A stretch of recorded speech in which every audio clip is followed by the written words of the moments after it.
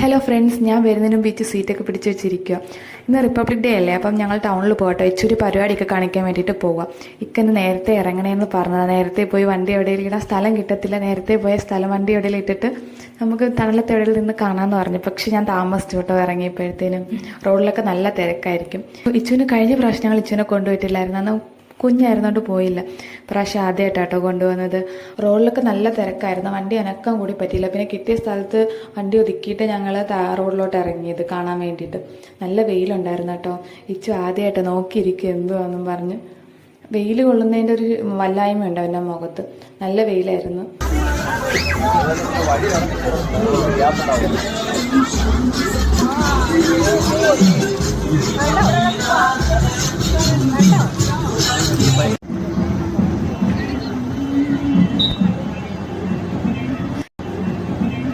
ഇതൊക്കെ കണ്ടപ്പോൾ പണ്ടത്തെ ഞങ്ങളുടെ സ്കൂൾ ടൈം ഒക്കെ ഓർമ്മ വന്ന്. പിന്നെ വെയിൽ കൊണ്ടതിൻ്റെ ക്ഷീണം മാറാൻ വേണ്ടിയിട്ട് ഒരു തണ്ണിമത്തൻ ജ്യൂസ് കുടിക്കാൻ വന്നേ കേട്ടോ. ഇച്ചു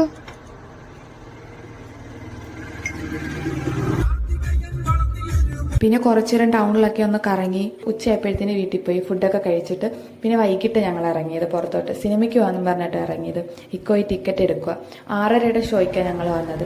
ഇച്ചു നല്ല ഉറക്കായി കേട്ടോ. അവൻ ഉറങ്ങുന്ന സമയം ഇപ്പം വണ്ടി കയറിയപ്പോഴേ ആൾ നല്ല ഉറക്കായി കഴിഞ്ഞു. പക്ഷേ സിനിമ കാണാൻ ഇറങ്ങുമ്പോൾ എന്തായാലും എഴുന്നേക്കും. സൗണ്ടൊന്നും കേട്ടാൽ നന്നായിട്ട് ഉറങ്ങുന്ന ടൈപ്പല്ല. സൗണ്ട് കേട്ടാൽ അപ്പോഴേ എഴുന്നേക്കും.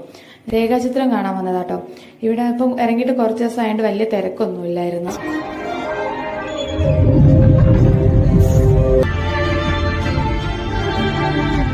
പോപ്കോൺ ഒക്കെ മേടിച്ചു. ചിച്ചുവിന് ഭയങ്കര ഇഷ്ടമാണ് പോപ്കോൺ. എന്താണെന്നറിയത്തില്ല, എൻ്റെ വായിലും വെച്ചൊരു അവനും കഴിക്കും. പിന്നെ സിനിമ നല്ല സിനിമ.